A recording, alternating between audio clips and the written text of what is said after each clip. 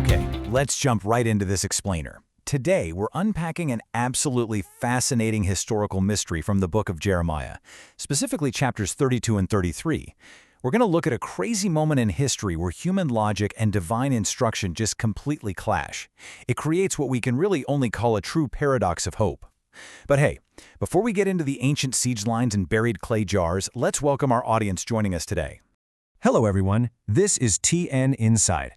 Let's begin by reading today's scripture passage from the book of Jeremiah, chapters 32 and 33. And that really sets our foundation for today. We're looking directly at these ancient texts to understand an incredible narrative, one that bridges immediate, literal historical doom with these staggering long-term promises of restoration. So let me pose the core question that drives this whole narrative. Why on earth would you buy a field in a doomed city? I mean, really think about it.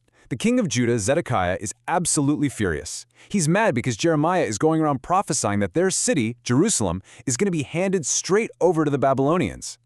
Zedekiah is entirely focused on these horrific, immediate circumstances. But Jeremiah? Well, in total obedience to God, Jeremiah is out here engaging in a bizarre real estate transaction.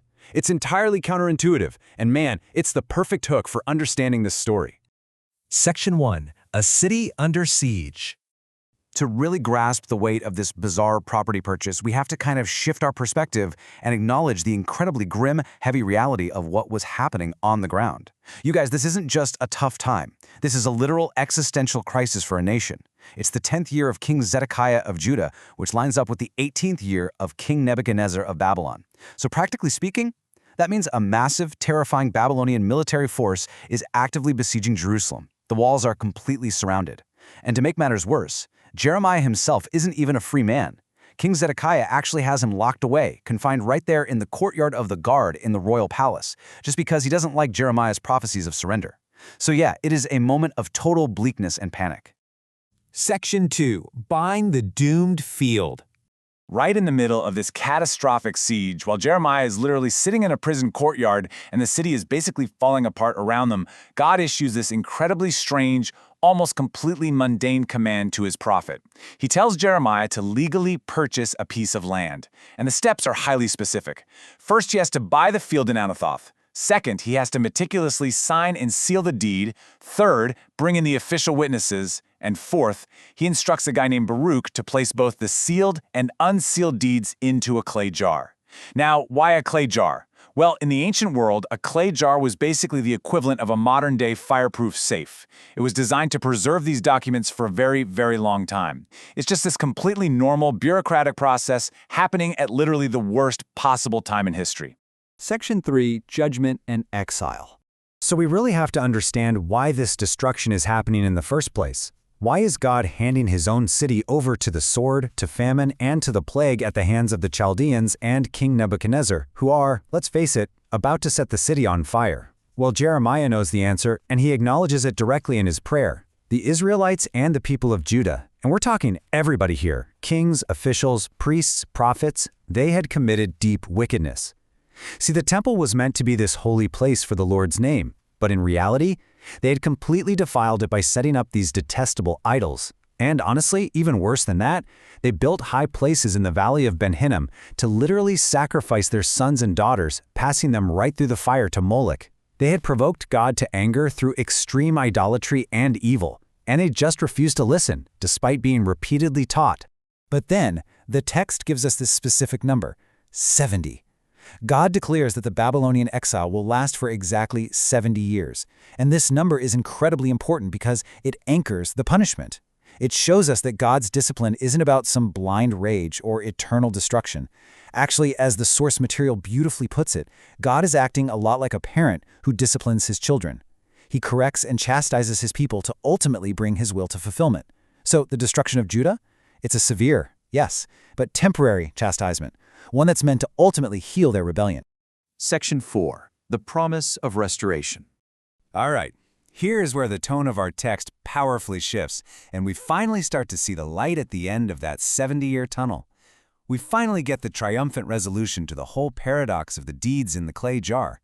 The text vividly details the physical and social restoration God is promising. He says he will gather them from all the nations and bring them back to live in safety. He promises this everlasting covenant, giving them a singleness of heart so they just never turn away again. And I love this part.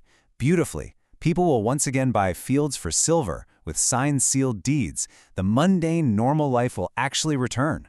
The desolate land is going to once again hear joyful voices, the gladness of the bride and bridegroom, and they'll see shepherds resting their flocks right there in the hills. So, Jeremiah's bizarre field purchase? That was God's literal physical guarantee, safely stored away in a jar, that this prosperity would absolutely return. Section 5. The ultimate spiritual fulfillment. But the narrative doesn't just stop at a historical return from Babylon. As the text explicitly shows us, God had grand, eternal, and deeply spiritual promises hidden right within this prophecy. The restoration of the physical land was really just pointing towards something much, much bigger. The text introduces a critical term here, the righteous branch. God promises to raise up a righteous branch from David's line who will do what is just and right in the land. And our source material explains that this prophecy wasn't just fulfilled in a literal, historical sense, like the ancient Israelites might have expected. No, it is fulfilled spiritually through the Messiah, Jesus Christ, coming directly from the line of David. Ultimately, the text notes, when Jesus returns, this prophecy is going to be fully realized in the New Jerusalem. This represents an absolutely massive spiritual shift.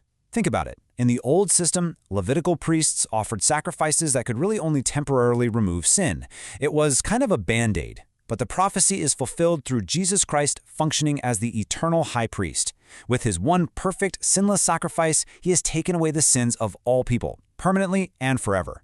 And because of this ultimate healing, the text explains that in the New Testament era, believers from all nations actually become a new kind of countless Levites. They become a royal priesthood, able to approach God directly. So, that physical restoration of ancient Judah, it was really just a shadow of this eternal, overarching spiritual restoration.